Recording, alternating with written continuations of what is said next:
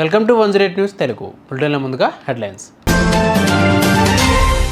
వివాదంలో బీహార్ సీఎం రాజీనామా చేయాలంటూ డిమాండ్. రాజధానికి ఐటీ సొగసు. అమరావతిలో తొలి ఐటీ టవర్ నిర్మాణానికి ఎల్ఎన్టీ సిద్ధం. సమంతతో పాటు ఆ ఇద్దరు హీరోలు suicide. Venuswamy audio leak. IPL కామెంటేటర్గా Indian umpire. Bihar CM Nitish Kumar వ్యవహరించిన తీరు వివాదానికి దారితీసింది.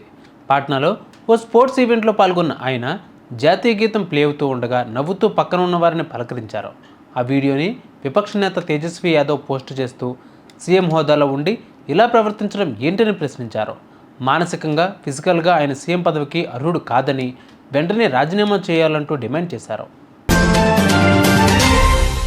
మంగళగిరి సమీపంలోని నీడమర్రులో ఐటీ టవర్ను నిర్మించేందుకు ఎల్ఎన్టీ సంస్థకు 10 ఎకరాల భూములను సిఆర్డీఏ కేటాయించింది.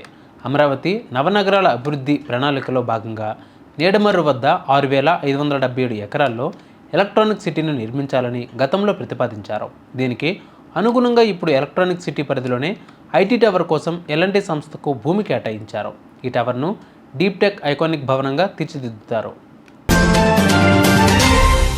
ఆస్ట్రాలజర్ వేణుస్వామికి సంబంధించిన సంచలన ఆడియో లీక్ అయింది.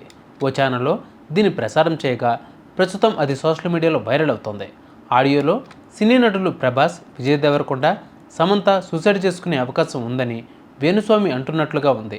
అందులోనూ విజయ్ దేవరకొండ చనిపోయే అవకాశం ఎక్కువగా ఉందని ఆయన చెప్తున్నట్లు ఉంది. దీనిపై వేణుస్వామి స్పందించాల్సి ఉంది.